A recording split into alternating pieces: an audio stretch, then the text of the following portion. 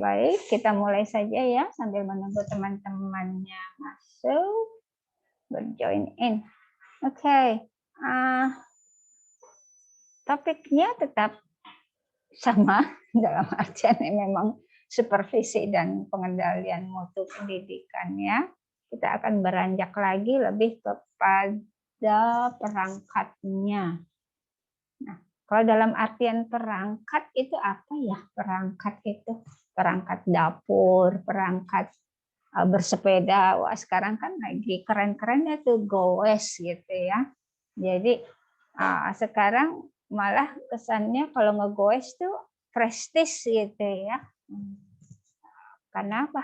Karena ada tuntutan apa di situ? Gitu. Ada yang mau sedikit mau ngobrol biasa tentang goes? Kenapa jadi populer? Lalu kenapa akhirnya ada sebuah mutu-mutu sepedanya gitu ya, yang mulai dari 1 juta hingga ada yang katanya sampai 60 juta ya, itu sepeda yang buat jalan-jalan goes-goesan itu. Nah, padahal sama aja ya, rodanya muter juga. Nah, kira-kira kenapa itu? Nah, ada lagi apa namanya Anarbon, Bu. Itu lebih mahal. Yang apa ada tontonnya tuh Brimton gitu lah. Brompton, Bu, Brompton. Brompton ada yang sampai 80 kan sekarang. 80 juta ya. Nah, itu dia lah. Itu kenapa sih? Kenapa bisa sampai kayak begitu gitu loh. Kita berandai-andai aja lah, kita nggak usah ngomong langsung ke pendidikan gitu. Kita ngomongin si sepeda itulah gitu. Kenapa sih? Itu gejala apa gitu? Kenapa bisa terjadi? Ada silakan mau ngobrol biasa saja, atau memang sudah punya Bromptonnya? Mungkin yang pertama karena tren, Bu, ya sekarang tuh. Tren. Terus kenapa mahal? Karena memang dibuat dari bahan-bahan yang katakanlah satu lebih ringan, kedua proses pembuatannya pun itu lebih rumit sehingga berulang kali gitu. Saya pernah di Bekasi itu kan ada salah satu tempat produksi ya, produksi sepeda itu tuh kalau nggak salah Polygon. Itu tuh dibuat itu kayak lebih daripada pembuatan motor prosesnya. Jadi kayak besinya nih dibuat sekarang udah jadi, nanti dibikin lagi diulang lagi gitu. Sehingga si besinya itu lebih kuat tapi lebih ringan. Bukan besi apa gitu ya, itunya tuh saya lupa bahannya. Jadi di prosesnya itu ya ternyata ada sebuah perbedaan touch sentuhannya gitu ya dalam proses sentuhan di prosesnya. Lalu apa lagi? Ada gejala apa ini dengan? Kalau menurut saya, Bu, sekarang ini mulai tren di sepeda ya, Bu, karena saya lihat masyarakat mulai sadar, Bu, terhadap kesehatan. Nah, ada kecenderungan ke arah sana, apalagi sekarang kesehatan ini menjadi utama ya, Bu, lah di masa. Yang kedua, mungkin saya pun melihat dari pola gaya hidupnya orang Indonesia, Bu.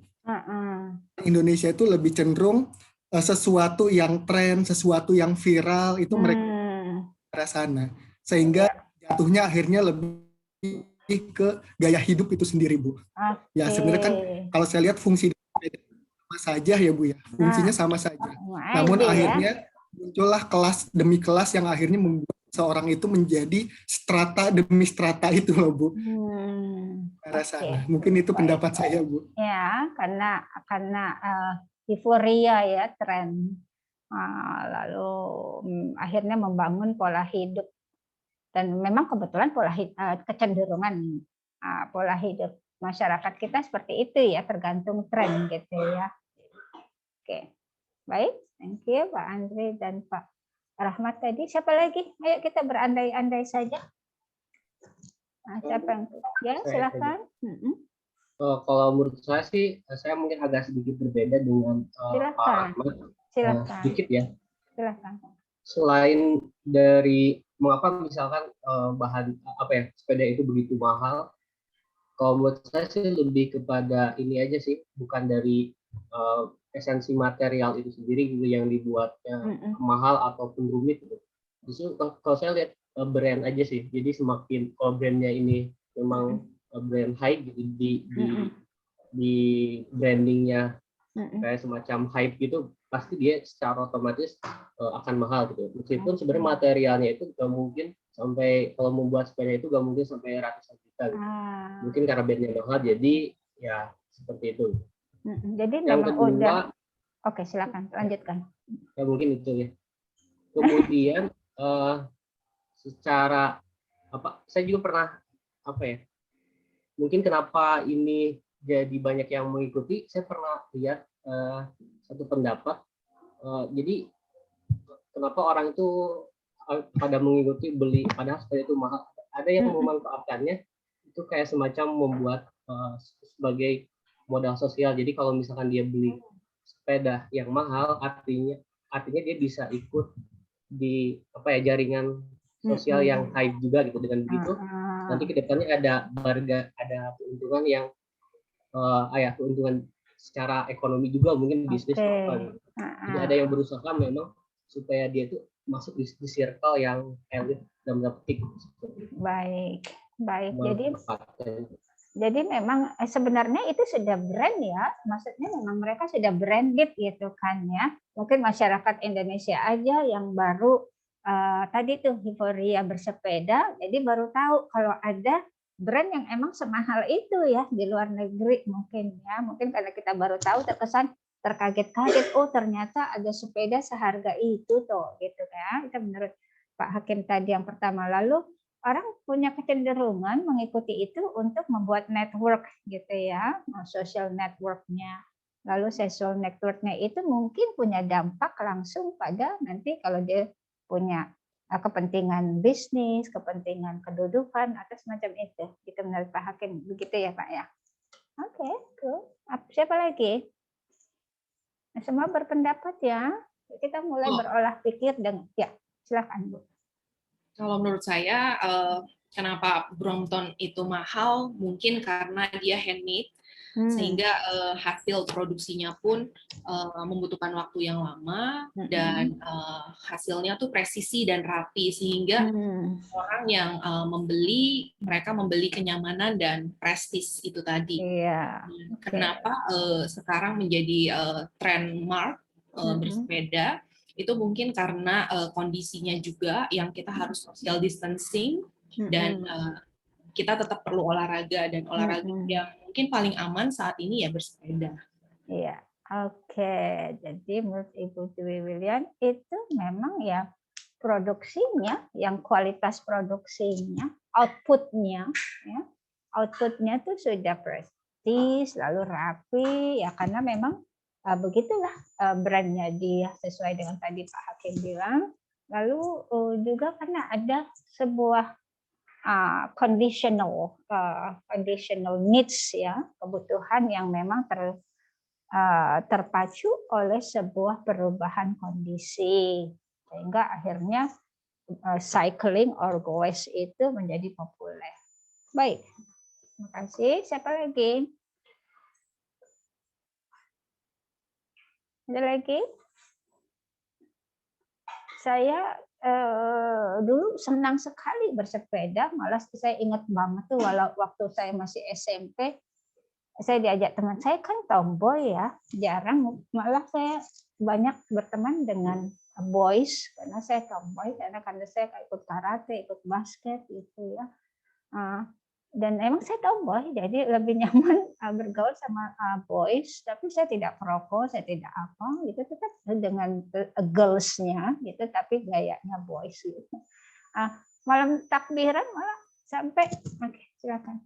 Malam takbiran malah sampai saya jalan-jalan, rumah saya di Pasar Minggu di Ragunan itu, diajak jalan-jalan, coba ke Blok M, coba zaman saya SMP naik sepeda gitu. Zaman dulu saya sudah senang pakai sepeda balap gitu. Jadi tapi karena kondisi saya getting older, saya jadi penyakitan gitu ya, jadi saya cepat capek, akhirnya nggak bersepeda lagi. Padahal sih kepengen sekarang bersepeda. Kalau sekarang bukan karena kesehatan, tapi karena nggak mampu beli sepeda yang mahal-mahal. Dan I don't want to be in a very awkward circle gitu ya, nggak mau berada pada lingkaran yang akhirnya mengacu pada sebuah tuntutan untuk tampil gitu. Karena saya nggak suka tampil.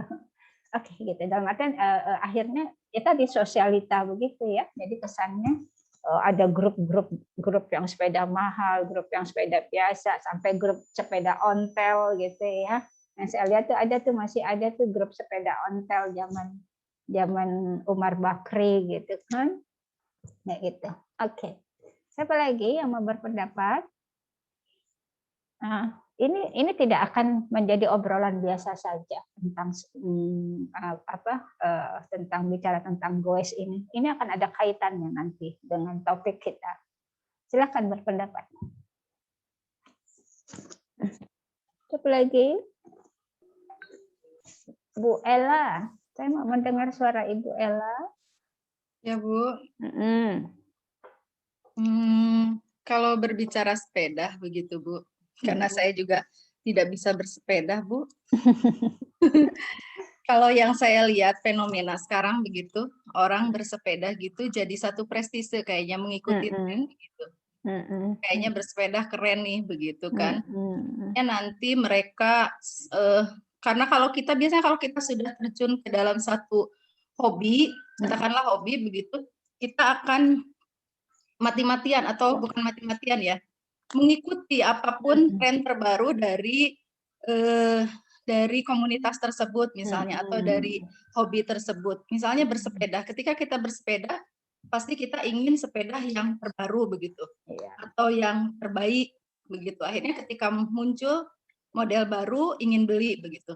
Kemudian ada alat yang lain misalnya perangkat-perangkat lain seperti helm, kemudian pelindung diri dan lain sebagainya. Itu ikut-ikutan dibeli juga yang akhirnya nanti ya itu tadi menjadi satu prestise begitu ketika kita mengikuti tren begitu sih Bu kalau menurut saya. Betul sekali ya. Jadi kita dibilang terjebak sih enggak ya. Jadi akhirnya kita ikut ketarik dalam kondisi memenuhi segala atributnya gitu ya, syarat dan perangkatnya gitu. Walaupun sah-sah aja kita nggak mengikuti kan ya. Oke, ini sudah mulai beragam pendapatnya. Silahkan ada lagi. Ya, silahkan. Nah, kalau menurut saya sih fenomena sepeda ini seperti monkey business Bu ya. Jadi kita kan ditambah lagi masyarakat yang gagap gitu. Contohnya seperti dulu tuh ada fenomena janda bolong gitu. Tanaman janda bolong aja sampai dihitungnya tuh per batang gitu. Per batangnya berapa ratus ribu. Lalu juga ada fenomena ikan cupang gitu kan. Ikan cupang tuh satu ekornya berapa ribu. Iya, dan sekarang ditambahkan lagi dengan fenomena sepeda ini gitu kan. Sepeda ini. Sehingga permintaan itu jadi makin tinggi gitu. Sementara stoknya itu bisa dimainkan oleh para pedagang gitu kan. Ada permintaan tinggi nih gitu. Jadi ya udah deh dengan dimahalin aja. Orang ini lagi mumpung-mumpung barang mahal kok, seperti itu sih kalau menurut saya.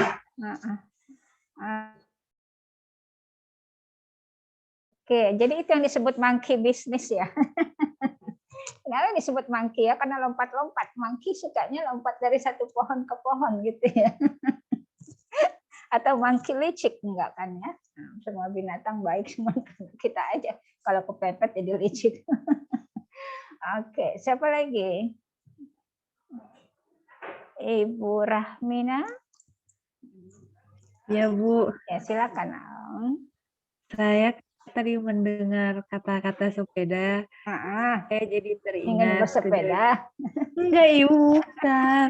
Saya jadi teringat masa di mana saya jatuh dari sepeda di sebuah turunan di dekat Gunung Salak. Waduh. Jadi di kampung saya itu ada penyewaan sepeda. Ada juragan sepeda yang menyewakan sepeda. 30 menit Rp500. 1 jam 1.000. 2 jam 2.000. Kala itu lagi bulan puasa Bu, saya ngabuburit. Akhirnya saya nyewa 1 jam. Sepedanya nggak ada yang bagus Bu. Jadi sepeda asal-asalan nggak ada remnya Bu. Ketika itu saya baru bisa sepeda. Saya diajak adik saya. ayo kita sepedahan. Pas turunan saya tuh nggak tahu kalau turun tuh harus pakai rem, Bu.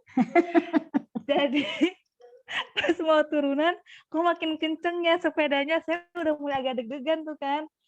Pas udah turun, Bu, itu rantainya mulai copot, bannya mulai oleng, terus di depan ada motor, saya nggak tahu harus ngomong apa, saya cuma teriak gini, tolong, gitu, Bu.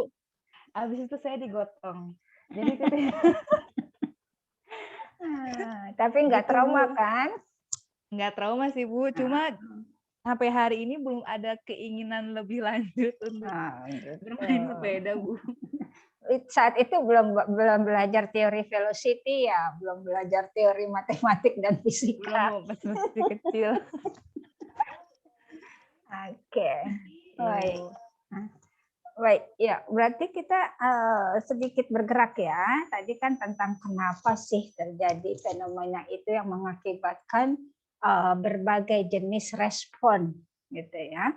Jadi ada satu hal, ada fenomena, lalu akhirnya bagaimana kita merespon fenomena itu dengan berbagai macam. Ya, ada yang akhirnya pola hidup kita berbeda, akhirnya keuangan kita, pengeluaran keuangan kita berbeda, akhirnya daya melihat kita melihat sesuatu itu jadi berbeda, lalu akhirnya kita akhirnya punya sebuah tuntutan terhadap perbedaan itu, ya, dan akhirnya tanpa terasa, ya sebenarnya intinya itu adalah mutu, gitu ya. Sebenarnya benang merahnya itu adalah sebuah mutu. Bisa dilihat dari berarti dulu masyarakat kita menganggap bersepeda itu biasa aja kok gitu. Tapi karena sekarang lagi trendy, bersepeda itu menjadi sebuah kualitas hidup gitu. Mutu untuk sehat, mutu untuk networking, mutu untuk apalagi itu prestige gitu ya, prestise, ada kayak gitu ya. Jadi itu yang saya kaitkan. Kenapa saya mengambil contoh bersepeda? Disitulah maksudnya mutu gitu. Di mana masyarakat sudah menganggap sesuatu itu bermutu, mereka akan melakukan segalanya. Karena kesadaran untuk mendapatkan mutu itu sudah timbul, sudah ada. Gitu. Jadi yang disalahkan bukan bersepedanya, tapi bagaimana people perspective. Bagaimana masyarakat itu melihat melihat ya dengan daya nalar dan daya ukurnya itu melihat sesuatu. Nah, ini yang kita sebut dengan mutu. Terkadang mutu itu juga sangat tidak bisa distandarkan, karena bisa duluan harganya baru mutunya, bisa duluan mutunya baru harganya. Gitu. Yang tadi tuh sebenarnya biasa aja itu, tapi karena sudah tren jadi akhirnya mahal. Gitu. Ada yang kayak gitu ya. Atau sebaliknya, emang udah bagus ya jelas aja mahal. Ya, itu dia yang kita sebut mutu. Jadi kalau kita kembalikan kepada mutu di pendidikan, berarti seperti apa? Apakah sama cara berkembangnya sebuah sekolah itu bisa dianggap bermutu seperti yang tadi itu kita ambil contoh sepeda yang bermerek B, gitu ya. Kita nggak usah sebut-sebut nama mereknya itulah ya. Yang sepeda yang bermerek B. Berarti kita harus punya sekolah yang kayak B dong, gitu ya. Sepeda B ini, gitu. Kalau memang ingin mutu kita seperti itu, riwayat pergerakan perubahan people to see how quality the school is. Gitu. Ya, ada yang bisa menyambungkan? Silakan. Apa koneksinya berarti? Kemarin saya udah cerita ya, saya ikut pelatihan Pekerti, saya dosen nggak boleh banyak bicara katanya. Bukan kata saya ya, kata teori, harus student center learning. Dosen hanya apersepsi katanya. Waduh, enak sekali nih. Enak sekali sekarang lagi apersepsi. Guru juga begitu katanya. Ya, silakan. Dihubungkan sekarang B-nya itu Saya berpendapat, Bu. isi sekolah. Silakan Pak Andri. Ya, kalau saya lihat apa yang pertama Ibu sampaikan mengenai sepeda, sangkut pautkan dengan dunia pendidikan, secara garis merahnya apa yang Ibu gambarkan tadi ada hubungannya dengan apa yang akan kita bahas ini ya Bu ya. Nah, saya melihatnya seperti ini Bu, seperti yang sepeda tadi. Semahal apapun itu sepeda, jika memang mutunya bagus, jika memang dia mempunyai goodwill, mempunyai brand tersendiri, orang pasti akan percaya bahwa itu bagus mutu. Begitupun dengan sekolah Bu, sekolah yang ISO, sekolah yang akreditasinya A, sekolah yang memiliki mutu yang baik. Menurut saya dia tidak akan susah mencari konsumen, khususnya peserta didik, karena masyarakat pun akan bisa melihat mana sekolah yang memang bermutu, mana yang mohon maaf sekolah yang mungkin asal-asalan, bahasanya begitu. Sehingga ketika prosesi penerimaan peserta didik baru pun bagi sekolah-sekolah yang bermutu itu mereka tidak akan kesulitan untuk mencari siswa, karena masyarakat dan juga para peserta didik pasti mereka sudah pandai melihat dari kualitas sekolah itu sendiri. Sekalipun kualitasnya mahal, menurut saya jika sekolah itu bermutu dan memang mahalnya itu sesuai dengan kualitas yang mereka berikan, menurut saya masyarakat tidak akan ragu Bu, untuk memilih sekolah tersebut. Itu pendapat saya Ibu, terima kasih. Oke, bagus sekali. Itu namanya real factor ya. Bukan kayak acara di TV itu TV kabel real factor. Suka mengikuti acara real factor. Nah, yang kayak gitu itu real factor namanya. Jadi faktor yang real gitu ya. Bukan hanya sekedar ikut-ikutan saja gitu. Oke, jadi yang dibangun adalah mutunya dulu, harga menyusul gitu kan ya. Baik. Terima kasih Pak Andri. Ada lagi? Silakan.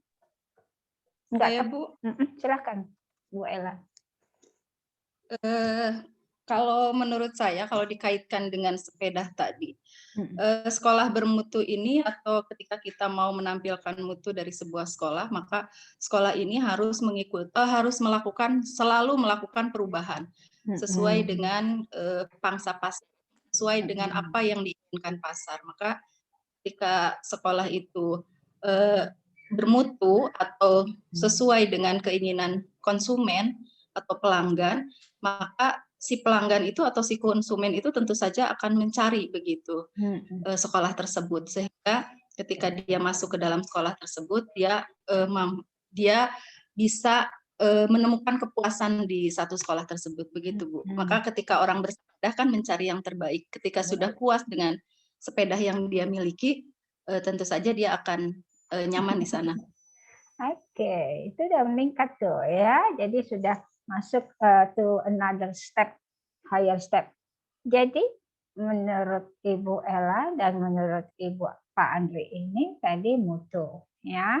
Akhirnya orang bisa membeli sesuatu berdasarkan mutu, real factor-nya karena kebutuhan mutu. Namun ternyata kita juga nggak boleh ambil diam dengan mutu. Jadi jangan comfort zone. Karena ada sebuah perubahan kepentingan, perubahan kebutuhan gitu ya. Nah, sehingga mutu di zaman A berbeda dengan mutu di zaman B. Mutu di zaman B nanti berbeda lagi dengan mutu di zaman C. Jadi intervalnya adalah kita harus melakukan perubahan. Jadi tidak berada di comfort zone. Itu intervalnya antara pendapat Pak Andri dengan Bu Ella. Oke, mantap kan? Ngobrol aja tapi kita udah keluar kata kunci-kata kunci. Oke. Silakan. Siapa lagi? Saya, Bu. Silakan Pak Kamaludin. Sedikit Bu, saya ingin menyampaikan terkait dengan hubungan sepeda tadi ya dengan sekolah Bu. Bahwa ternyata tren pasar Bu, itu sangat menentukannya Bu. Kemudian apa sih yang dibutuhkan oleh masyarakat, tentunya akan menggiring opini masyarakat untuk kebutuhan dirinya dan keluarganya. Contoh begini Bu, jadi betul-betul misalkan untuk tahun ini yang diinginkan oleh pasar atau diinginkan oleh masyarakat itu kebutuhannya apa. Saya kemarin hari ini Bu sedikit bercerita ya Bu, sedikit boleh ya Bu? Untuk mempersedikit ini kebutuhan bahwa kita harus banyak bicara gitu ya mahasiswa ya Bu. Iya betul. Terima Dan kasih. untuk Saya sudah memenuhi menjalankan ya, tugas. betul, untuk memenuhi keinginan Ibu bahwa hasil pelatihan dosen jangan terlalu banyak bicara gitu ya. Iya Saya betul. tambahkan ya. Saya untuk kasih memenuhi. nanti teorinya itu. Baik. Buku panduan dosennya. Jadi saya kemarin hari kalau nggak salah hari Selasa ya, kami sudah ketemu dengan teman-teman sekelas ini Bu. Ada beberapa teman yang ketemu ya. Maksudnya Kalau Kopi Darat. ya Kopi Darat, halo ya Pak Andri, Mantap. kemudian Pak Amirul, Pak Setio, dan satu lagi Pak Rahmat, Pak Komti. Walaupun teman-teman lain nanti insya Allah menyusul di waktu yang akan datang ya. Itu kami banyak diskusi tentang bagaimana caranya atau bagaimana di sekolah masing-masing gitu Bu. Nah, saya bisa menyimpulkan bahwa tren sekarang ini yang kenapa sekarang yang diburu banyak SMK Bu. Ya karena orang tua itu lebih suka masukin anak SMK dengan harapan setelah SMK bisa kerja, pangsa pasar kerjanya. Dan surveinya di Kabupaten Bogor saja Bu itu paling banyak siswanya itu SMK. Ya kalau di daerah saya itu tentu Pak Andri sudah tahu ya Pelita itu. Kemudian kalau di Bogor Kota Borces, SMK PGRI Cibinong juga tidak kalah banyaknya tuh Pak Andri ya. Bagi-bagi muridnya sama saya ya Pak. Nah itu artinya tren pasar kebutuhan masyarakat itu ada hubungannya dengan minat yang diinginkan oleh masyarakat Bu. Nah kemudian yang kedua bagaimana caranya lembaga bisa menangkap peluang itu. Apa yang ketika masyarakat butuh ini mereka menyediakan gitu. Baik. Tentunya seperti itu Bu ya. Nah itu kira-kira hubungannya dengan. Nah kemudian terakhir Bu, kalau boleh saya ingin bertanya ke Teh Ami, boleh Teh Ami? Boleh Pak. Sedikit boleh. tambahan ya. Teteh, ada dua pertanyaan. Dengar Teh Ami. Ya, ada dua pertanyaan buat Teh Ami. Yang pertama, tadi cerita Teh Ami tentang belajar sepeda itu pertama yang saya tanyakan, bagaimana pertanggungjawaban tukang sepeda itu? Yang kedua, itu Rp500 kalau dikurskan sekarang berapa Teh? Terima kasih. Itu namanya post service ya. Service setelah pembelian itu. Perlu dijawab kah? Nggak perlu ya Bu Rahmi ya. Oke, ini satu step ahead lagi nih. Ada mutu, ada perubahan, lalu ada tren. Nah, berarti perubahan itu juga nggak hanya sekedar berubah-berubah atau tidak sekedar hanya ikut-ikutan gitu ya.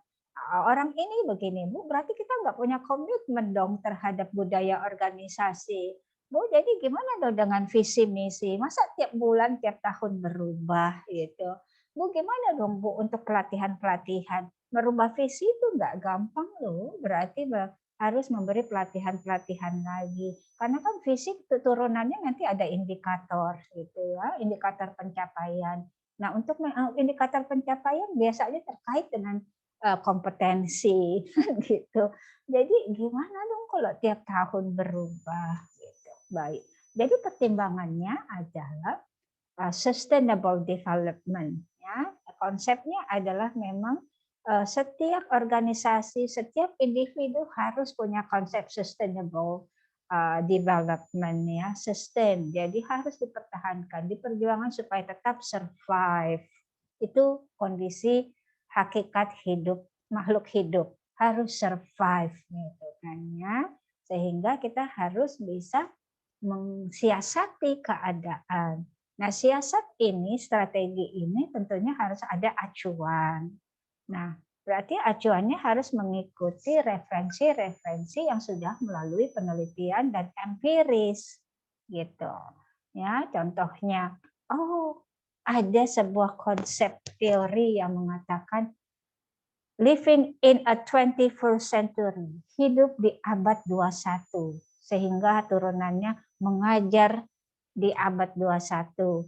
Oh, guru abad 21. Oh, siswa mahasiswa abad 21.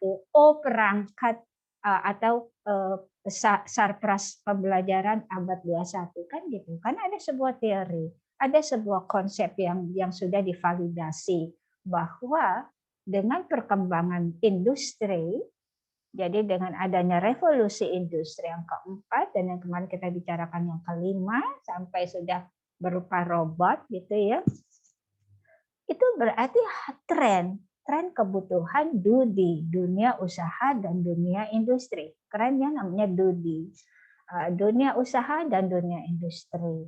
Karena apa? Itu kan outcome. Bagaimana kita bisa bekerja. Outcome kan bagaimana kita nanti mampu berkompetitif di dunia kerja tadi. Akhirnya apa kecenderungannya?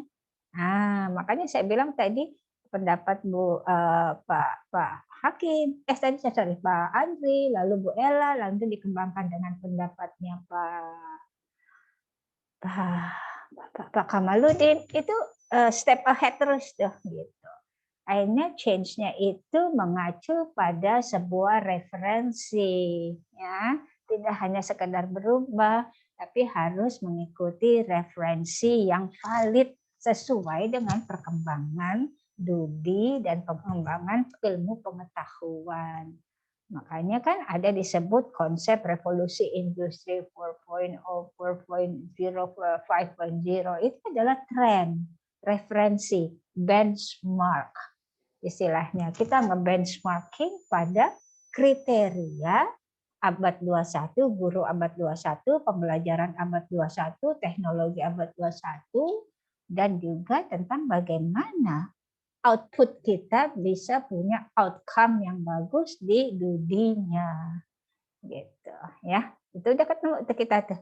Udah nyambung tuh, puzzle-nya udah nyambung ya. Apa tuh gerbongnya udah nyambung. Gerbong mutu, gerbong perubahan, gerbong trennya kemana, referensi, benchmark-nya. Baik. Keren ya kalau diskusi. Siapa lagi yang mau membuat gerbong keempat? Setelah mutu, ada perubahan, ada tren. Ada yang mau nyambung ke gerbong keempat?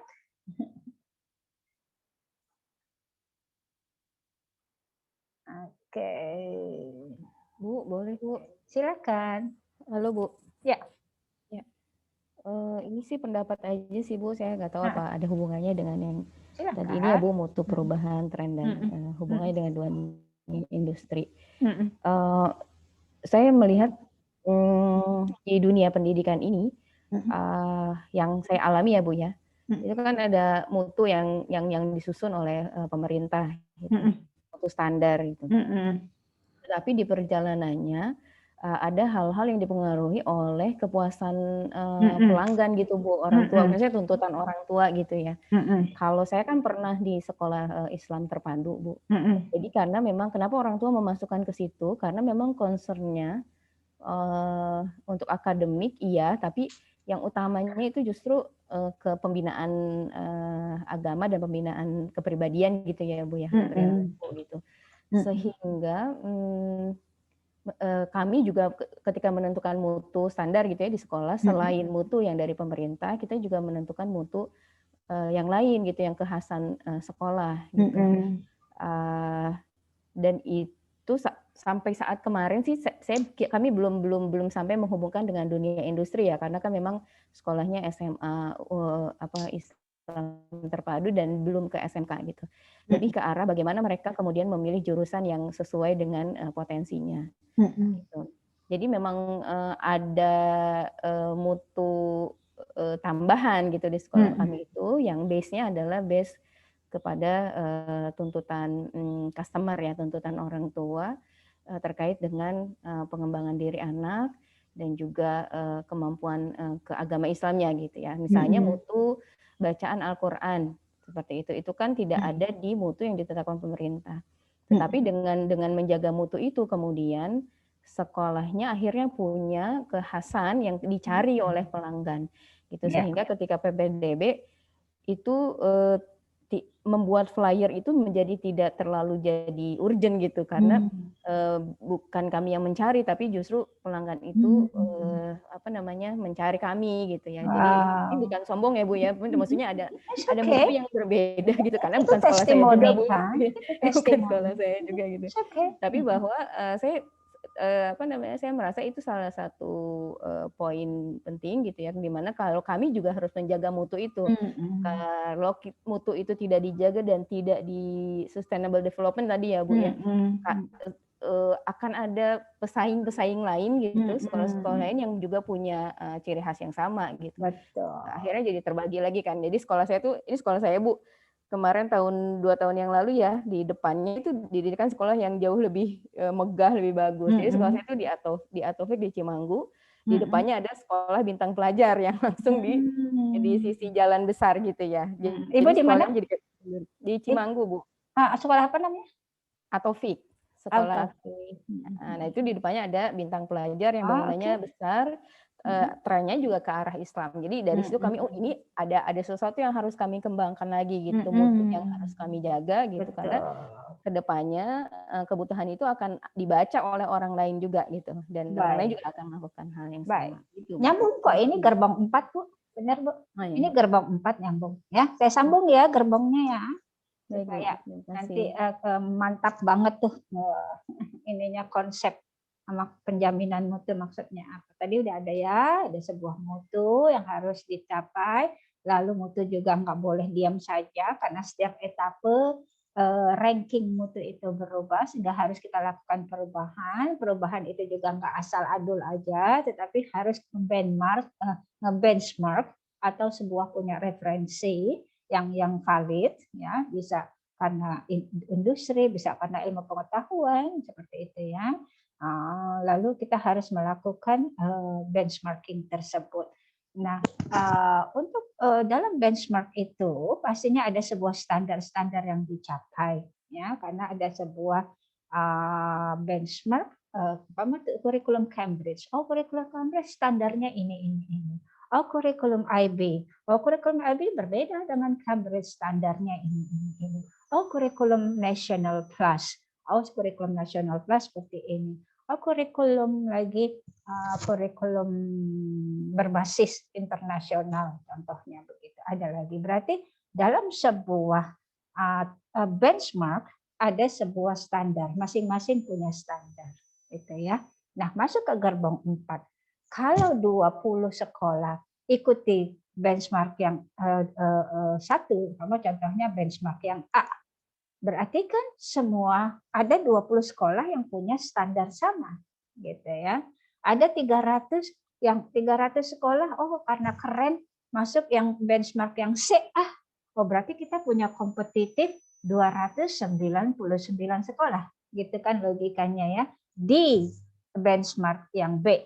Kalau di benchmark yang C ada 7.000 sekolah yang mengikuti benchmark C, berarti akan ada kompetitor kita 6.999 kompetitor di standar C.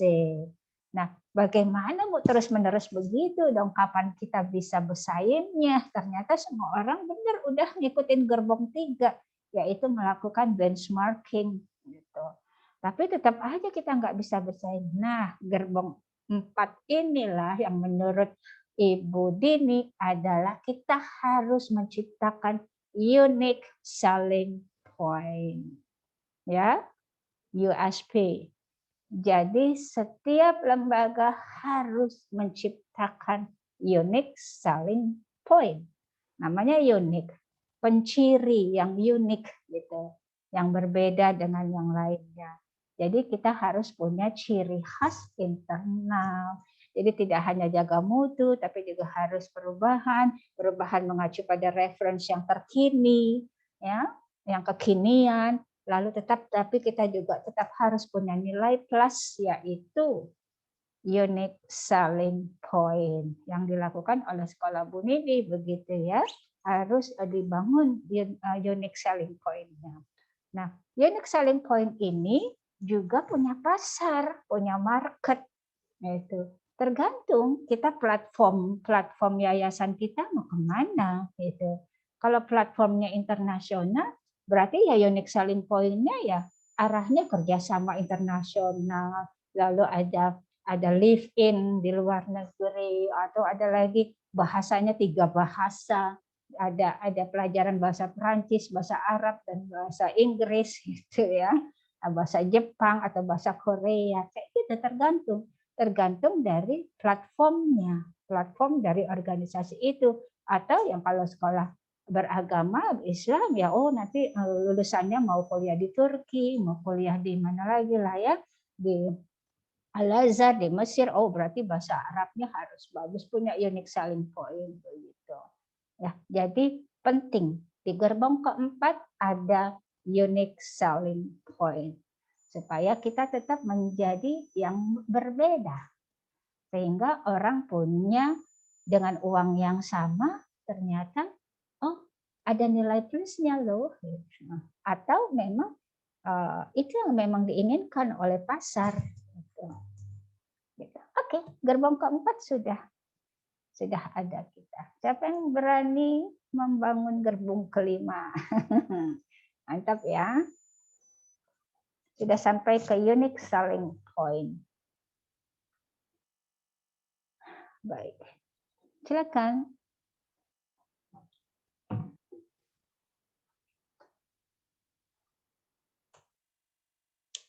Siapa yang belum pernah memberi pendapat? Pak Bildi, silakan.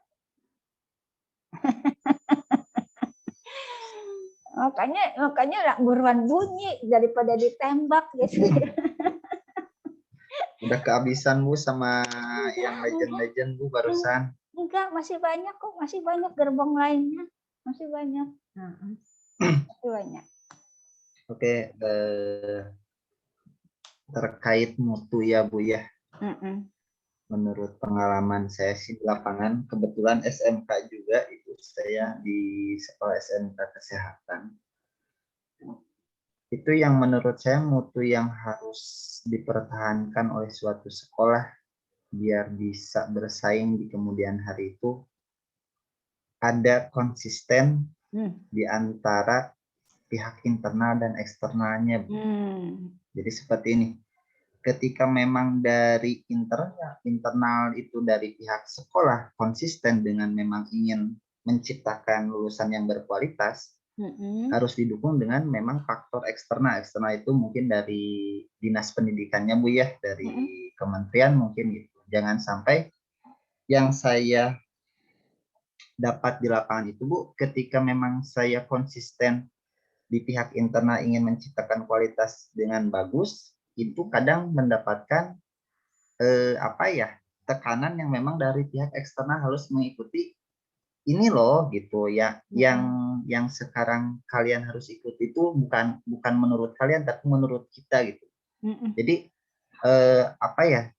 kadang ketika memang sekolah merasa ingin ini benar-benar jalan yang benar untuk menciptakan suatu lulusan yang berkualitas, kadang itu tidak ada dukungan Bu gitu.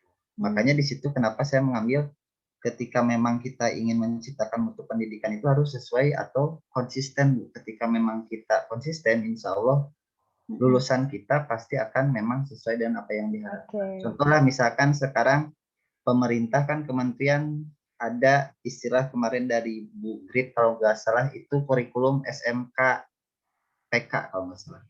Pusat keunggulan yang mungkin tahun sekarang kurikulumnya itu akan berubah Bu gitu kan, mulai dari program keahliannya dipangkas lagi, kemarin sudah ada edaran itu yang mungkin menurut saya yang tadinya sekolah konsisten dengan memang rencana awalnya Bu gitu kan, dari pihak eksternalnya dari atas merubah konsisten sekolah itu buyar lagi Bu menurut saya gitu kan, dimana sekolah harus merancang ulang apa yang diharapkan oleh kementerian gitu, dari dinas pendidikan dari luar gitu. Sementara sekolah yang kemarin juga belum loh gitu, belum terrealisasikan dengan baik gitu, baru 50% kasarnya Bu, sudah ada lagi gitu yang baru gitu. Menurut saya sih itu. Jadi setiap sekolah intinya dalam mengembangkan mutu itu harus konsisten gitu terkait masalah lulusannya. Oke, baik. Bicara tentang konsistensi, berarti konsistensi yang diharap dari siapa? Dari stakeholder, dari pemangku kebijakan, atau dari stakeholder, atau dari mana?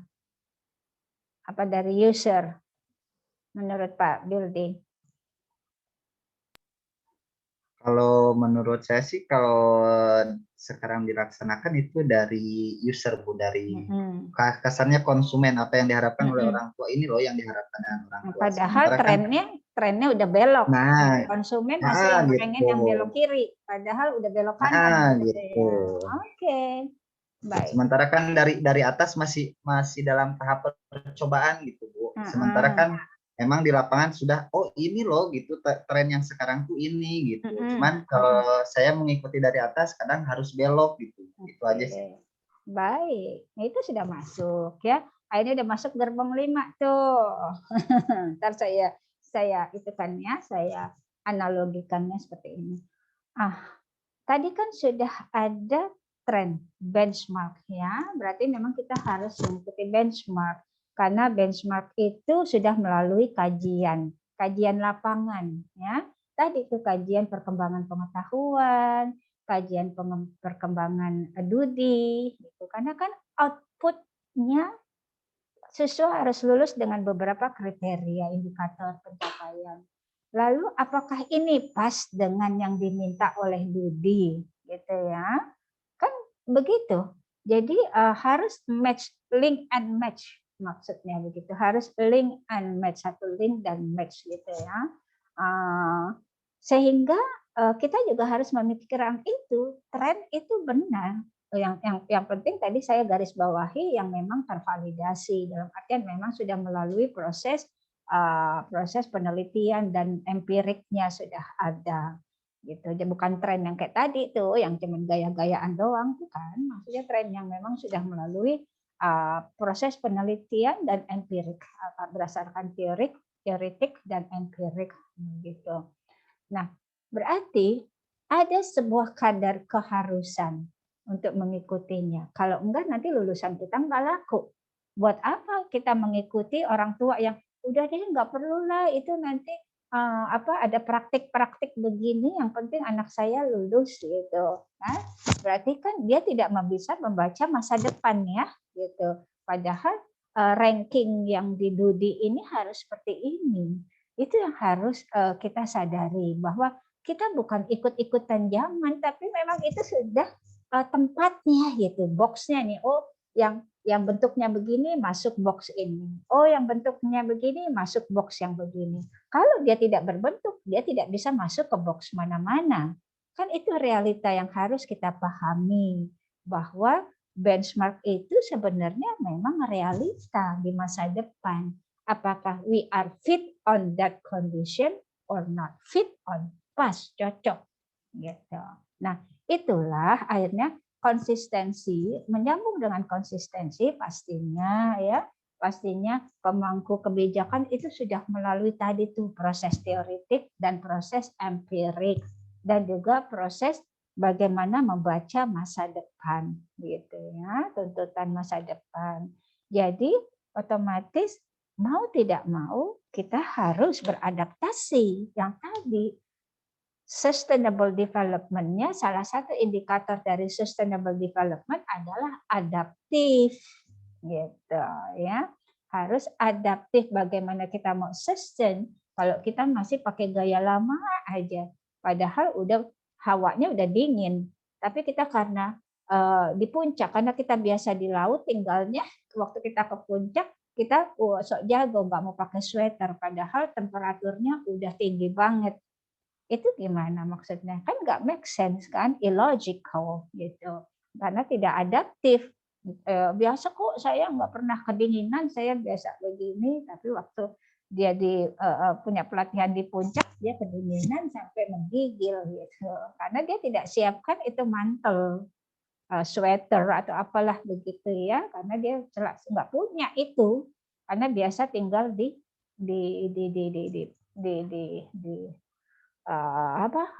pantai, biasa hidup di pantai. Apakah itu bisa diterima logika seperti itu. Nah, kita harus berpikir punya logika seperti itu, adaptif ya, melihat kebutuhan situasionalnya tadi yang saya sebut situasional. Nah, jadi yang namanya konsisten yang seperti apa? Ya berarti konsisten terhadap perkembangan zaman, gitu. Ya, berkonsisten tuntutan zaman, begitu. Nah, artinya apa?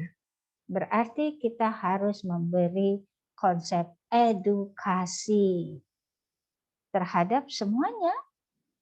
Kita bukan mengedukasi siswa saja, tetapi juga kita harus mengedukasi orang tua dan masyarakat, gitu ya. Jadi konsistensinya begitu. Berarti kalau kita sudah mau berubah, berarti bagaimana orang memahami perubahan itu. Kita ajak mereka untuk berpikir seperti ini, berpikir dan beradaptif, ya begitu. Jadi berilah pendidikan, edukasi itu kepada orang tua murid. Ya, waktu awal-awal, waktu mereka mulai mendaftar tuh, jangan jualan aja, jangan ini harga SPP kita murah, keunggulan kita begini.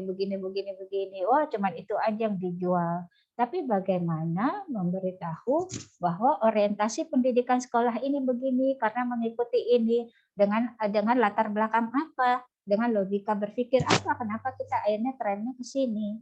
Jangan takut untuk tidak laku. Nanti berpikir, ya nanti kalau kita terangin dari awal dia nggak jadi daftar gitu. Ya itu beda lagi, itu berarti namanya business minded ya, bukan educational minded gitu. Nah, kita harus berarti sekolah harus punya upaya membuat visi sekolah itu dipahami oleh semua yang terlibat dalam proses pembelajaran nanti. Begitu. Itu gerbong 5-nya. Ya, berarti unique selling point-nya ada, tetapi juga kita harus memberi pemahaman terhadap seluruh orang yang terlibat dalam proses itu untuk tahu alasan kenapa visi itu diambil. Oke. Make sense kah? Terkait kah? Gitu ya. Kalau kita bicara tentang konsistensi, ya memang harus konsisten.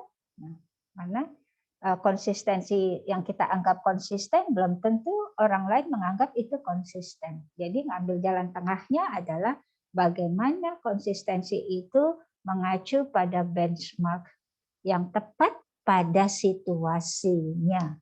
Jadi kita sebut situational approach. Gitu. Nanti ada tuh pemimpin situasional. Nah, kayak situational leadership ada lagi kayak gitu. Yang mampu beradaptasi. Oke, kita sampai gerbong 5. Istirahat dulu. Udah hampir 1 jam. Ayo silakan bisa matiin laptop, bisa ambil minum, bergerak-gerak, jalan-jalan. 1 menit aja ya. Belum ke kulkas udah habis waktunya 1 menit. Silakan. Saya juga mau minum ya.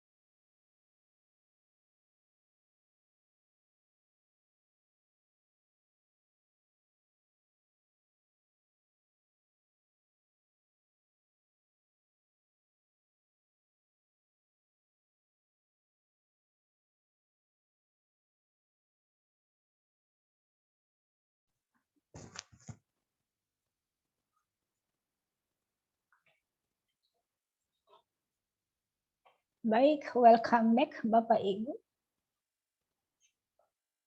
Karena saya di ruangan sudah tidak ada lagi siapa-siapa, jadi saya membuka masker, saya ada di kampus. Oke. Shall we start?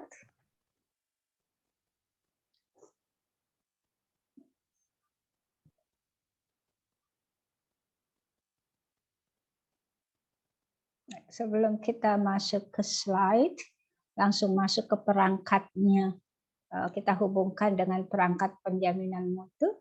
Ada yang bisa membuat sintesis, membuat kesimpulan dari apa yang kita bicarakan tadi di 5 gerbong, pendek saja. Ada yang bisa menyimpulkan?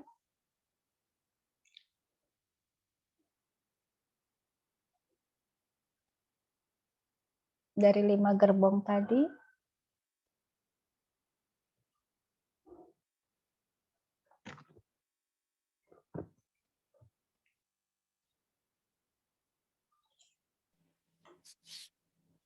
Bu. Oke, silakan Bu. Dari yang baru saja kita bahas, ini merupakan pengendalian mutu terpadu, di mana meliputi perubahan mutu itu sendiri, perubahan tren yang sudah tervalidasi, kemudian memiliki sustainable development dengan untuk bisa tetap bertahan, adaptif dan memiliki unique selling point serta komitmen untuk menjaga kualitas mutu itu sendiri. Oke, very good. Thank you Bu Dwi William. Sudah cukup satu saja yang membuat sebuah kesimpulan. Benang merahnya ada lagi yang membuat benang merah? Sudah ya? Ada lagi kah? Oke, baik. Sekarang kita bicara tentang langsung ke perangkat penjaminan mutu. Berarti intinya benang merah tadi adalah berupa penjaminan mutu. Salah satunya seperti itu caranya dari gerbong 1 ke gerbong 5 itu sebenarnya konsep penjaminan mutu ya. Cuman diejawantahkan seperti apa yang lebih real penjaminan mutu itu. Saya rasa kemarin juga kita sudah bicara ya banyak tentang syarat-syarat penjaminan mutu itu seperti apa, ada quality control, ada quality assurance semacam itu ya. Kalau sekarang kita lebih pada perangkatnya. Perangkat adalah alat ya untuk apa? Untuk pengendalian mutu. Pengendalian mutu di mana? Di pendidikan. Nah, tadi kita ya dengan analogi sepeda, tren sepeda kita masukkan ke dalam logika mutu pendidikan. Sekarang kita bicara lebih ke perangkatnya. Nah, saya akan mundur sedikit saja untuk tidak melupakan ini. Karakteristiknya dulu, jangan lupa. Kalau kita mau bicara tentang mutu, berarti kita harus mengenal banget karakternya apa, karakteristiknya. Yaitu waktunya harus waktu dan tepat waktu. Ya. Lalu ada kelengkapannya sesuai dengan standar. Ada ketepatan, tepat semuanya sesuai dengan strategic action plan-nya, sesuai dengan perencanaannya. Gitu. Keterjangkauan dan kenyamanannya, gitu ya, semua tersedia, tetapi juga nyaman juga. Lalu kemampuan merespon in the middle of the process, pasti ada sesuatu yang ada sebuah dinamika. Berarti kita harus punya kemampuan merespon terhadap proses yang kita lakukan. Lalu juga ada sebuah kesopanan di sini untuk berkomunikasi, berinteraksi, dan berkolaborasi. Nah, di sini tadi ada konsep konsistensinya sesuai dengan visi dan misi yang sudah kita tetapkan di awal tahun.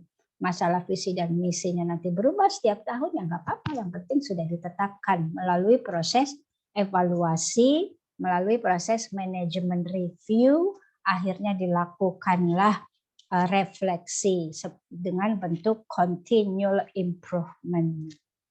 Ya. Jadi visi misi dirubah berdasarkan apa? Berdasarkan hasil audit, hasil hasil visitasi, sehingga dikeluarkan hasil audit, dilakukan refleksi. Begitu. Nah, jadi kita harus mengenal banget indikator-indikator di karakteristik mutu tersebut. Baik. Pelayanan atau servis itu biasanya banyak orang melihatnya dibagi menjadi 5. Pelayanan apa aja, di sektor apa aja sih yang biasanya orang melihat?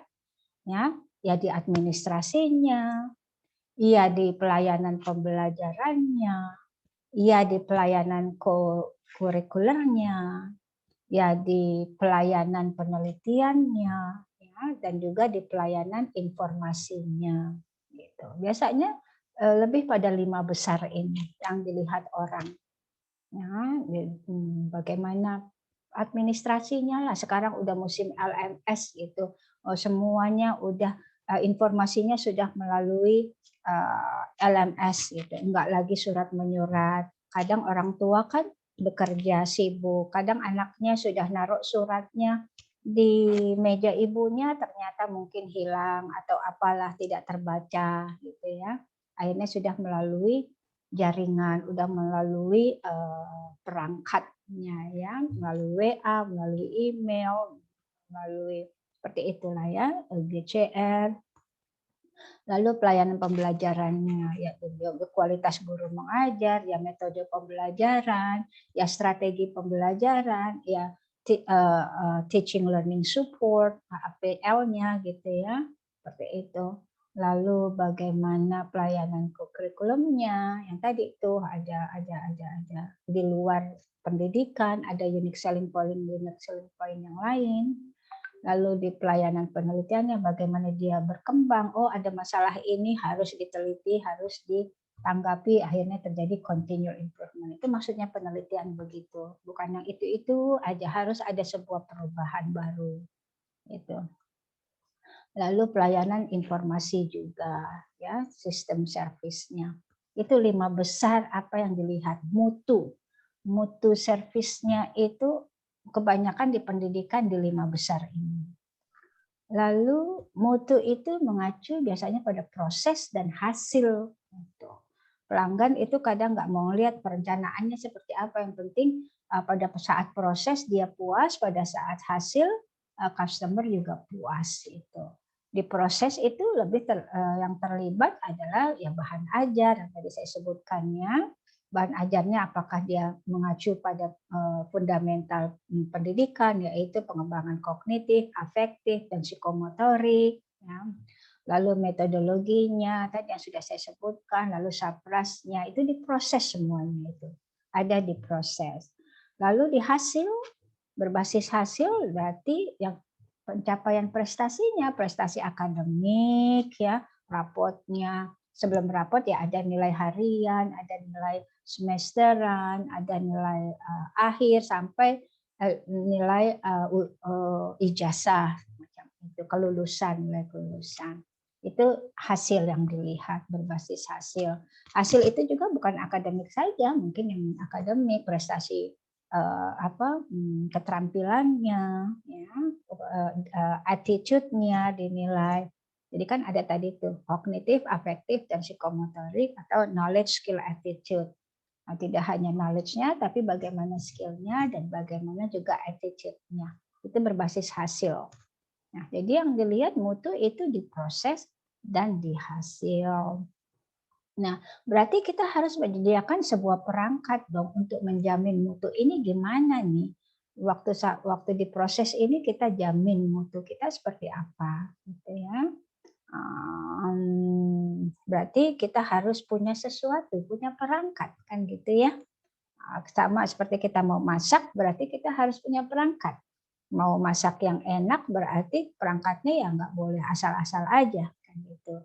Bagaimana cara begitu juga dengan menjamin mutunya, berarti kita harus punya perangkat. Perangkat apa supaya mutu itu bisa tetap terjamin? Jadi secara ISO, secara sistem audit internasional seperti ini bagannya ya. Jadi ada sistem manajemen mutu, pastinya harus dibuat dulu perangkatnya. Kebijakan mutunya apa? Ya, habis dari kebijakan mutu, akhirnya turunlah sasaran mutunya. Kebijakan mutu perusahaan apa? Gitu. Ya, kebijakan mutu sekolah itu apa? Nah, baru turun ke tiap nanti kegiatan, yaitu sasaran mutunya apa, indikatornya. Kalau kebijakan mutu itu hampir sama dengan misinya. Ya, kalau sasaran mutu itu sama dengan visi, langsung keluar indikator. Apa kalau visinya apa kuat, mandiri, cerdas, berkarakter, gitu ya. Nah itu tuh berarti nanti sasaran mutunya harus apa? Anak cerdas di mana? Anak harus berkarakter seperti apa? Anak harus apalagi cerdas.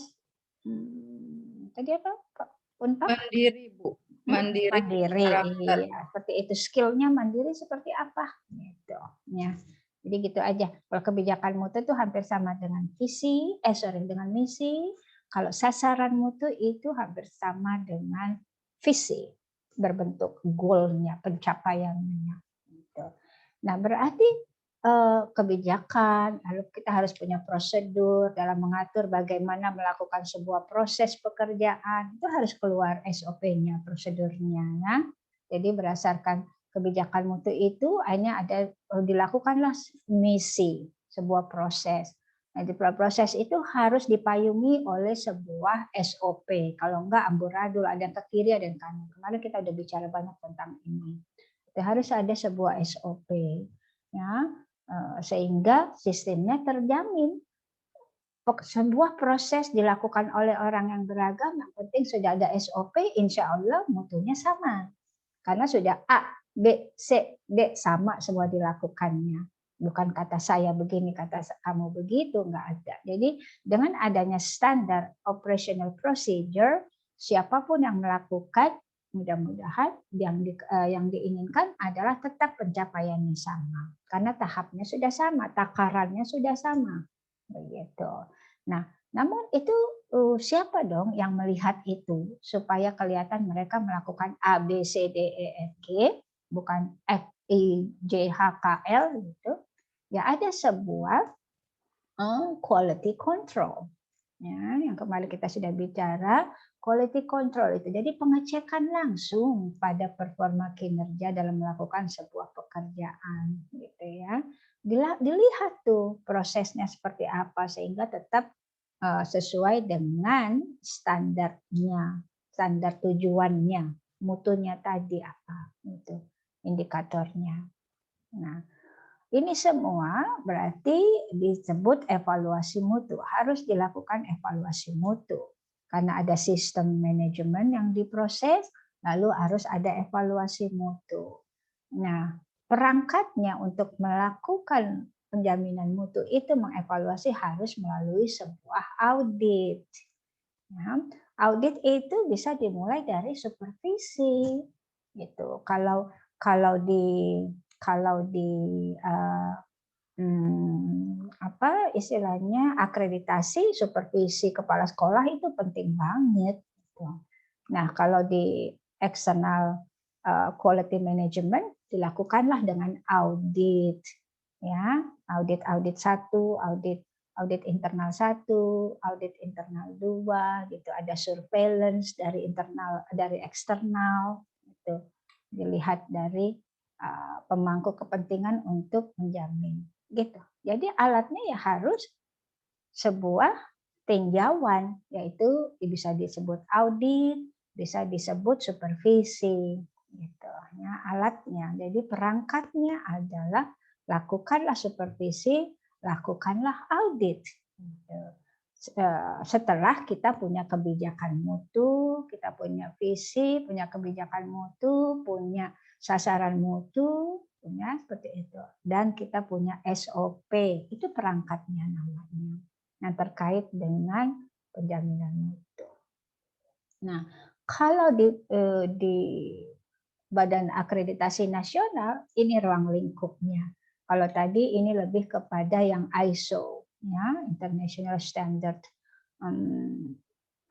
organization manajemen ISO-nya seperti ini. Nah, kalau akreditasi nasional, Badan Akreditasi Nasional Sekolah maupun madrasah, ruang lingkupnya ini berarti ya harus ada alat perangkatnya, berarti dilakukanlah akreditasi. Lalu diakreditasi apa saja, mengacu pada apa? Yang mengacu pada struktur dan mekanisme kerja Badan Akreditasi Nasional. C-nya apa? Mekanisme akreditasi sekolah. Ini perangkat-perangkatnya. Lalu harus ada sosialisasi dan publikasi. Lalu ada pelatihan TOT dan pelatihan asesor gitu ya. Lalu ada perangkatnya akreditasi, ada tools ya, ada alat ukurnya gitu. Ya, perangkat akreditasi berupa apa Bu perangkat, nanti ada standar-standarnya gitu ya. Lalu ada pengendalian mutu ya, seperti apa. Lalu ada surveillance tadi yang saya sebut, surveillance itu dari orang luar, dari pihak luar untuk memantau, melihat. Lalu ada sistem pendataan, lalu ada norma, kode etik, dan sanksi. Ini perangkat-perangkatnya semua. Pelaporan dan rekomendasi tindak lanjut, dan pengumuman, klarifikasi, dan pengaduan. Begitu. Ya, dan kata ditanya tentang apa saja sih yang dibutuhkan perangkatnya, ya perangkat untuk menjamin mutu ya ini tadi. Ya, ada sebuah kebijakan mutu, lalu ada SOP, lalu diaudit, lalu lakukan manajemen review, sehingga keluarlah continual improvement. Lalu kalau di BAN seperti ini. Nah, apa saja sih biasanya itu perangkatnya itu, perangkat akreditasi, ada standar yang udah hafal semuanya lah ya, ada 8 standar pendidikan, standar nasional pendidikan. Ini perangkatnya nih, jadi harus dilihat, oh kalau standar isi itu apa saja, kalau standar proses apa saja, standar penilaian apa saja, begitu terus sampai ke standar 8. Nah, harus semua diisi, harus semua dilakukan, harus semua disuplai, harus semua disiapkan gitu. Oke. Ini lebih ke umumnya. Nanti harus dilakukan SOP-nya berdasarkan standar. Nah, satu standar kadang punya beberapa SOP. Karena kan di dalam standar isi ada beberapa proses kan. Jadi kalau nama SOP itu standar operational procedure, berarti operational process. Dalam satu proses, satu SOP. Contohnya, standar menentukan kelulusan. Gitu. Oh, berarti ada SOP-nya. Menentukan standar kelulusan, SOP-nya adalah A harus begini, B harus begitu, C harus begini, D harus begitu, gitu kan ya. Mengacu pada apa, referensinya apa, gitu. Itu namanya membuat SOP. Jadi satu standar itu terkadang akhirnya disiapkan beberapa SOP, lebih dari satu. Kadang satu standar satu SOP, tergantung dari ada berapa proses di dalam standar tersebut. Begitu ya. Oke. Nah, ini yang lebih standar yang sangat Badan Akreditasi Nasional. Ada seperti ini. Oke, lalu ini lagi yang sehari-harinya di universitas, di sekolah seperti ini. Ya, kalau standar bidang akademik itu lebih pada ini semua nih 1 sampai 14 ini majorly seperti ini. Ya, ada standar visi, misi, KPI, key performance indicator kan ya. 2 ada standar sistem pengelolaan, tata kelola ya, bagaimana operasionalnya, prosesnya di organisasi. Lalu ada standar PPDB, penerimaan peserta didik baru kayak gitu. Ini harus disiapkan perangkat-perangkat SOP ini gitu. Supaya tadi apa? Supaya untuk tadi menjaga mutu. Ya, jadi semua orang alert, aware. Sadar, peduli kalau harus mencapai target. Dan dilakukannya juga nggak sekedar apa kata gua gitu, tapi harus ada step-stepnya. Nah, standar ini adalah perangkat dari penjaminan mutu. Ya, harus dibuat standar-standar. Banyak ya, di akademik aja hampir segini banyak begitu. Dan lebih 14 itu ya. Bagaimana kalau yang di non akademik? Tadi kan ada ya, ada pencapaian mutunya, ada yang mutu akademik, ada yang mutu non akademik. Oke, kok lama sekali pindahnya? Ayo dong, pindah dong. Standar non akademik. Oke, sampai sini ada pertanyaan sambil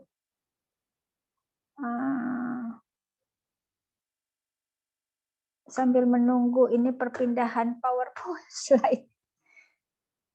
Kenapa tidak mau? Oke.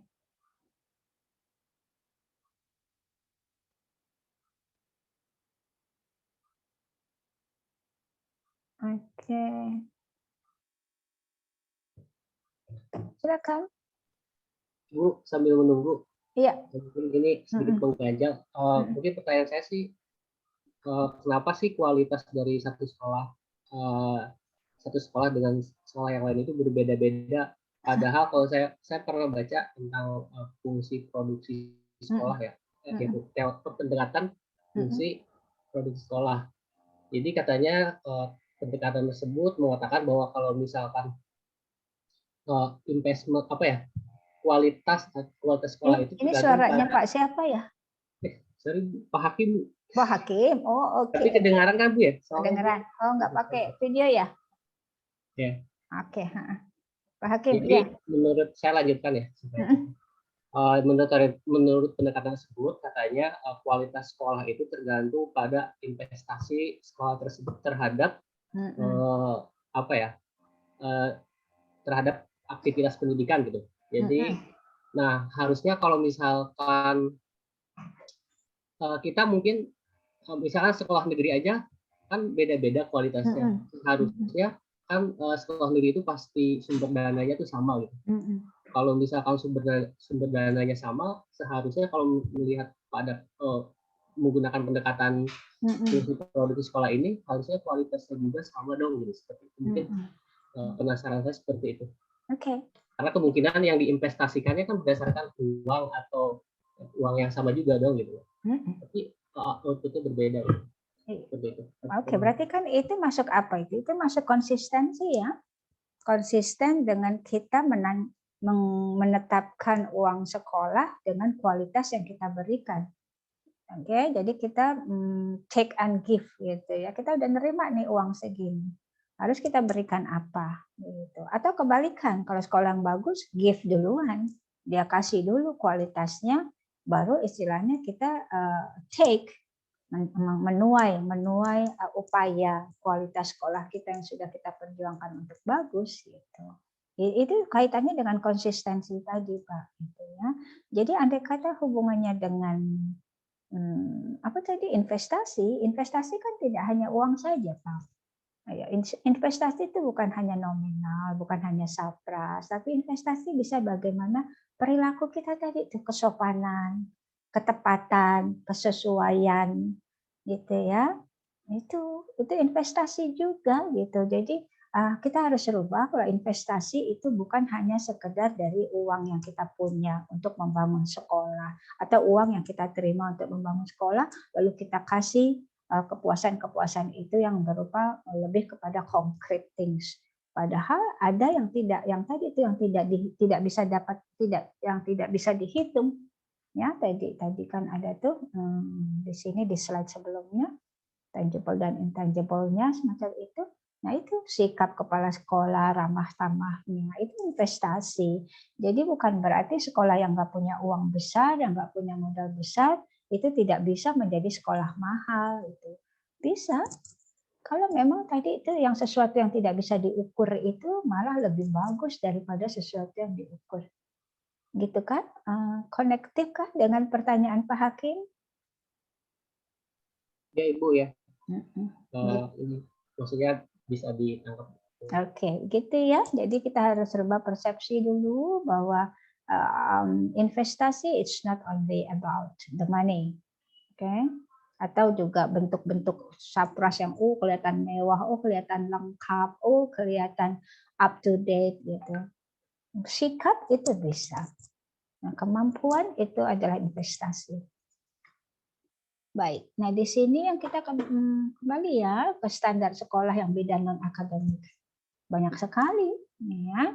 Jadi standar-standar pengembangan pendidik. Jadi kita harus tahu gitu. Kalau tadi kan ada di gerbong mutu harus ada perubahan. Gerbong kedua harus perubahan sesuai dengan tren di gerbong 3. Trennya kemana? Oh, sekarang trennya adalah abad 21 kolaborasi, inovasi dan teknologi gitu ya. Nah, berarti teknologi apa? Berarti guru-guru harus melek teknologi. Jadi ada literasi teknologinya harus bagus gitu. Kita tergantung pada tren. Nah, standarnya itu harus dibuat. Gitu. Lalu standar penilaian kinerja pendidik yang tadi ini kita yang akan digunakan oleh kepala sekolah nanti melakukan supervisi. Jadi harus ada tools-nya, tidak hanya jalan-jalan aja kepala sekolah keluar masuk kelas tanpa memegang acuan gitu. Harus punya standarnya seperti apa. Melakukan supervisi. Oke. Ini yang bidang non akademik ya. Ini yang lebih pada bidang akademik, tetapi ini masuk ke yang siapa yang melakukan penjaminan itu. Sudah ada perangkatnya kan tadi ya. Siapa yang memegang perangkat itu? Gitu. Nah, tadi kita sudah sebutkan perangkat penjaminan itu pendidikannya. Lalu sekarang kita bicara siapa yang melakukan yang apa ya, yang menggunakan perangkat itu untuk menjamin itu. Nah, di standar ini berarti mulai dari 24 ini, poin 24 ini adalah orang-orang yang memegang perangkat itu, yang menggunakan perangkat penjaminan mutu itu. Yaitu dengan melakukan tadi kan, melakukan audit dan supervisi. Ya. Gitu. Harus ada orang-orang yang menggunakan perangkat tersebut. Lalu 24 ke bawah ini lebih ke ya sampai ke 32 ini adalah orang-orang yang bertanggung jawab di penjaminan mutu. Jadi harus ditunjuk siapa yang menjadi orang-orang yang bertanggung jawab dalam menjamin mutunya. Walaupun secara keorganisasian everybody in the organization has to be responsible gitu ya to the quality of the school itself gitu kan ya, tapi ada petugasnya tetap, ada asesornya atau ada internal auditornya gitu. Nanti kalau surveillance dilakukan oleh external auditor. Tapi kalau baru internal kita tunjuk beberapa internal auditor gitu. Nanti siapa yang melakukan proses penjaminan mutu pada saat action ada internal audit 1, internal audit 2, yaitu orang-orang yang ada di penjaminan mutu. Gitu. Itu perangkat-perangkat. Oke. Di sini ada lagi yang bertanya, saya keluarkannya, saya stop ininya, slide-nya supaya kita bisa berdiskusi kembali. Silakan. Sampai sini ada yang lebih baik menyimpulkan. Bertanya silakan, tapi lebih baik menyimpulkan. Kan ada S2, tugasnya menyimpulkan, menganalisis. Kurangi bertanya. Silakan.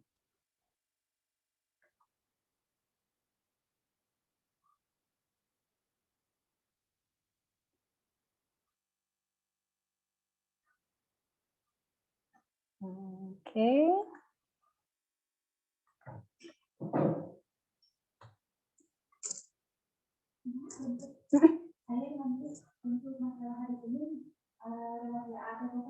Oke. Mau diskusi. Maaf. Ya. Sebentar, maaf saya lagi bicara.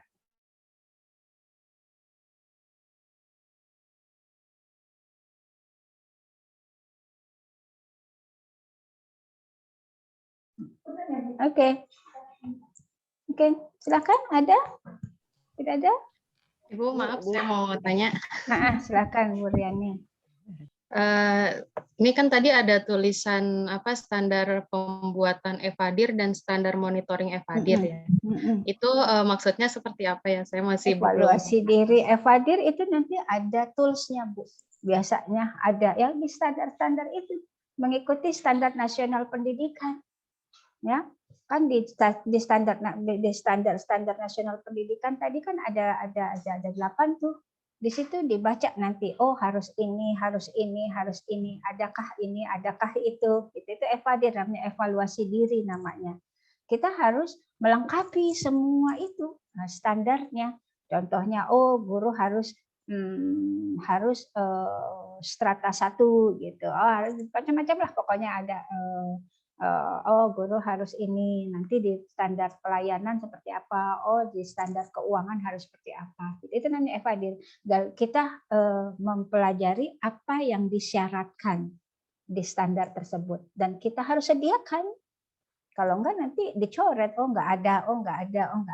Harus ada semuanya gitu. Nah, itu harus ada satu tim yang harus membuat itu. Ya kalau di sekolah kecil ya berarti ya harus cuma kepala sekolah dan tim akreditasi gitu kan ya. Nah, tim sukses akreditasi. Kalau sekolah besar pasti kayak Pakuan udah ada khusus lembaga penjaminan mutu internal gitu. Kalau sekolah yang cuma terdiri kepala sekolah, guru dan di atasnya yayasan, dan yayasan juga nggak pernah turun gunung gitu, cuma diserahkan kepala sekolah, berarti ya tim penjaminan mutu internalnya adalah kepala sekolah dan beberapa guru yang ditunjuk untuk menyiapkan itu semuanya. Gitu. Itu kah Bu Riani? Iya, baik Bu, terima kasih. Bisa baca kok, sekarang udah googling gampang kok. Gimana sih mengisi evadir? Udah keluar tuh nanti perangkatnya apa saja, sehingga kita lakukan apa saja. Gitu. Ya. Oke, ada lagi? Bu, kalau tadi mengacu ke yang Ibu sampaikan ya Bu terkait penjaminan mutu yang harus ada development gitu. Artinya kan standar-standar yang tadi disampaikan Ibu itu perlu direview gitu ya Bu ya. Maksudnya apakah standar itu kemudian berapa lama dia berlaku, kemudian bagaimana dia mengikuti perkembangan, misalnya perkembangan ilmu pengetahuan tentang pendidikan misalnya, atau perkembangan kebutuhan dunia kerja misalnya gitu. Nah, apa namanya? Karena selama ini kan juga sekolah pasti merefernya ke yang ditentukan pemerintah ya Bu, 8 standar itu. Walaupun memang terakhir ada apa namanya? Ada perubahan ya Bu perangkat standar akreditasi itu gitu. Nah, artinya saya ingin nanya aja sih Bu, mengkonfirmasi berarti kan memang harusnya ada kajian-kajian terkait standar-standar itu ya Bu ya, kayak kalau ISO kan ada versi-versinya gitu. Betul. Nah, berarti standar akreditasi ini kok saya sih 12 tahun ya. Memang ada perubahan ketika di kurikulum 2013, tapi itu perubahan yang sifatnya mengikuti acuan karena perubahan di kurikulum 2013. Tapi belum mengacu kepada misalnya perkembangan pengetahuan tentang pendidikan misalnya gitu. Kalau saya melihatnya. Nah, itu siapa sih Bu yang kemudian bertugas, kemudian bukan prosesnya sih ya. Saya sih pasti mikirnya pasti harus ada tim gitu, semacam litbang gitu ya Bu. Iya, betul. Jadi sebenarnya kalau standar nasional itu yang mengeluarkan tadi Badan Akreditasi Nasional. Iya, kalau Badan Akreditasi Nasional sekolah, Badan Akreditasi sekolah atau madrasah, Badan Akreditasi PT, perguruan tinggi kan ada lagi, ya. Jadi yang menentukan standar-standar itu dan menerbitkan dan memvalidasi ya Badan Akreditasi Nasional. Nah, kalau internasional ya Badan ISO itu, ya Badan ISO kayak kemarin saya bukan kemarin yang lalu, sudah beberapa tahun yang lalu saya mengambil pelatihan external audit lead auditor. Itu saya berbendera Swedia yang berkantor di Inggris. Jadi pelatihannya di Jakarta karena sudah ditunjuk sebuah lembaga untuk menjadi pelatihan internal di Indonesia. Itu 5 hari 5 malam tuh bahasanya gitu ya, ada standarnya. Mau kita sampai muntah-muntah ya standarnya emang begitu gitu ya bahasanya. Jadi nggak bisa ditawar-tawar gitu. Sampai saya hasil ujian tulisnya dikirim dulu ke Inggris dan disahkan di Swedia. Baru saya dapat sertifikat begitu. Jadi kalau standar sudah yang menerbitkan siapa yang ditunjuk oleh negara atau internasional. Ada azan ya, apa kita stop dulu sebentar? Ya, dengar azan dulu ya.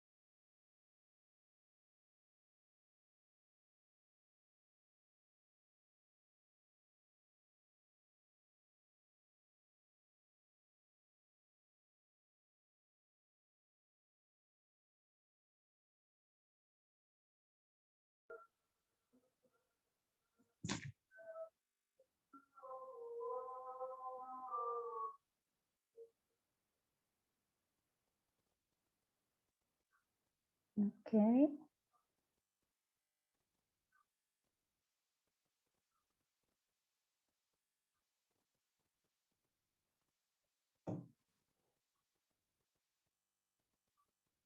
Ya, silakan, welcome back Bapak Ibu.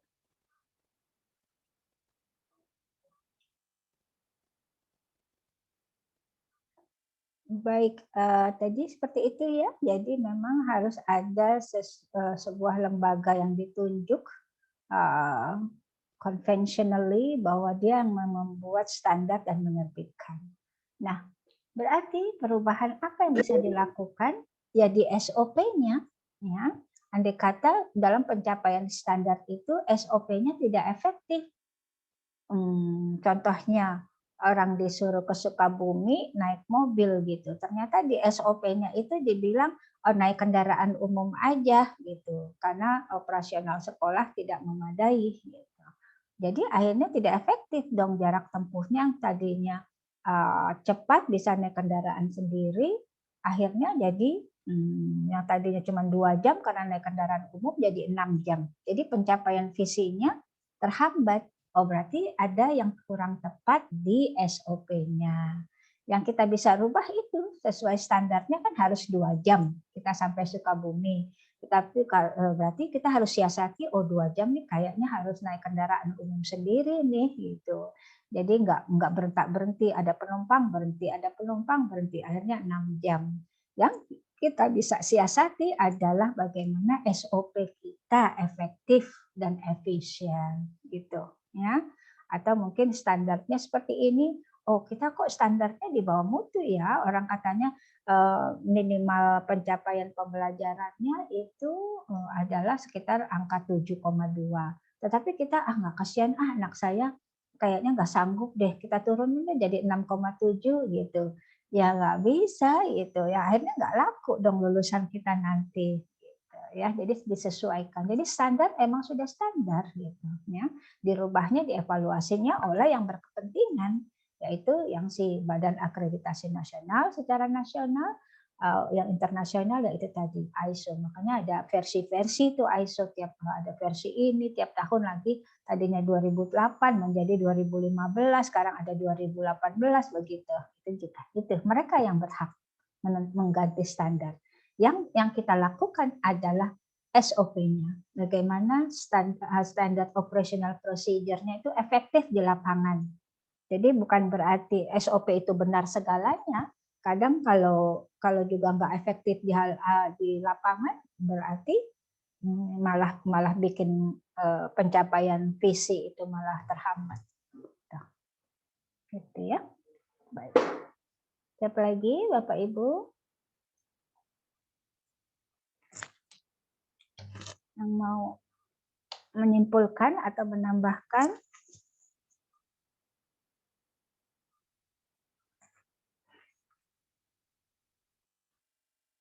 Sudah tidak ada? Apakah kita mau menyelesaikannya sekarang atau masih kita butuh 15 menit untuk brainstorming lagi, menyimpulkan? Mencoba menyimpulkan Bu sedikit. Silakan.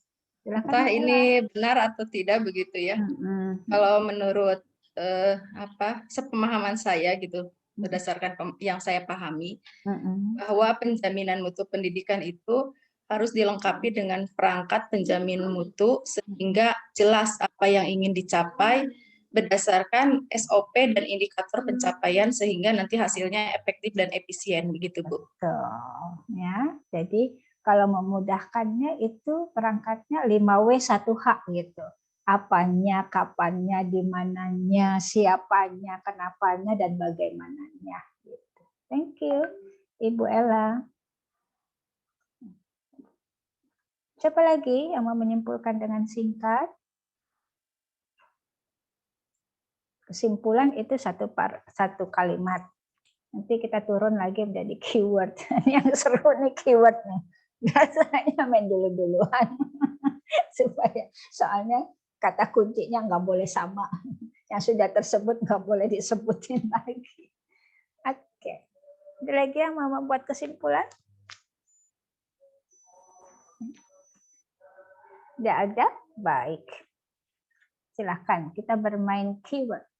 2 saja deh, jangan 3. Biar dapat, banyak banget tuh tadi keyword dari mulai setengah 2 sampai jam 3.20 ini keyword bergelimpangan. Silahkan. Siapa yang mau memulai? Saya Bu. Saya Bu. Saya Bu. Saya Bu. Saya Bu. Isi ketihelaan. Andri. Saya Bu ya. Jadi mendadak kayak anak SD ya. Takut kehabisan Bu. Silakan saya. Oke, saya benchmark dan unique point Bu. Oke. Silakan. Siapa lagi? Saya Bu. Saya. Dikocok Bu. Tangting tung kembang tuncuk, salah ya, cap cip cup ya. Oke, saya panggil aja ya, tapi cepat. Tapi jawabnya harus cepat gitu. Jadi dan langsung switch kalau emang udah disebut orang lain. Baik, Pak Setio. Sustainable dan unique selling. Pak Bu Rahma, Mbak Bu Rahmina. Tepat, tetap, terbaik. Oh, bangga 3 ya. Dini, Bu Dini. Standar sama itu Bu, apa sih tadi? Standar sama konsistensi. Oke, Pak Hakim. Gerbong, satu lagi. Apa Pak? Gerbong. Apa? Gerbong ya? Oh, gerbong. Jangan disebut Pak, gerbong mah. Pas standar udah diambil. Kata kunci yang berhubungan dengan penjaminan mutu. Oh iya, ISO Bu, ISO. Terus ISO. ISO dan apa? Gerbongnya udah dihapus. Aduh, boy. ISO dan akreditasi. Oke, ya. Oke, Bu Ois. Ya, Bu. Kebijakan mutu dengan sasaran mutu. Oke, Bu Yanti. Quality control dengan konsep edukasi, Bu. Oke, Pak Amiro. Link and match sama konsistensi, Bu. Konsistensi udah ada tadi. Oh, karakteristik mutu. Pak Dede. Mutu tidak bisa distandarkan dan Keyword, mutu mengacu keyword. proses dan hasil. Bapak keyword satu kata dua kata aja, jangan kalimat. Tidak bisa distandarkan proses dan hasil. Proses dan hasil, oke. Dan hasil. Bu Dwi. Adaptive dan situational approach. Oke, Pak Rizky. Inovatif dan audit. Bu Riani. Sustainable development sama kokurikuler. Oke. Ada kalau Indonesia yang baku itu dengan ya atau dan bukan sama. Kalau sama berarti similar. Biasakan sekarang kita apalagi nanti di presentasi jangan menggunakan sama untuk merepresentasi dan atau dengan. Gitu ya. Karena sama artinya sama atau similar, menyerupai. Oke, masukkan saja. Oke, Pak Rahmat, are you there? Hadir. Kenapa videonya Penjaminan nyala? mutu. Sinyalnya redup-redup, Bu. Cari sinyal atuh kalau lagi mau ke kafe aja cari yang bagus-bagus kafe. Belum beli sinyalnya ini. Aduh. Kalau kafe milih yang paling bagus, berarti kalau sinyal cari tempat yang paling bagus juga dong buat dapat sinyal. Padahal Telkom ini. Oke, apa Pak Rahmat? Oke, penjaminan mutu, quality control. Adakah sudah menjawab? Belum itu ya. Oke, Bu Siti. Oke, akhirnya enggak. Quality control sudah tuh. Quality control sudah Pak Rahmat. Ayo cari lagi. Oke, berarti bawahannya performa kinerja. Kinerja sudah tadi ya? Udah ya. Kinerja. Oke. Evaluasi mutu. Apa lagi? Penjaminan mutu sama evaluasi mutu mungkin. Jaminan mutu udah tadi. Oh, udah juga. Oke, Bu Is. Bu, saya boleh, Bu. Oke, Bu Siti, sorry. Development. Sudah, Bu. Sudah, sustainable development. Development apa? Tergantung mau development apa. Awal, Bu. Bu. Ya. Woi, I'm here. I'm still here with you. Apa? Bu Siti. Development, Bu. Apa mau dikata? Belum. Iya, development. Apalagi?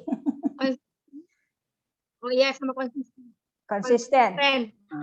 Suaranya nggak ada, Bu. Ada, kedengaran.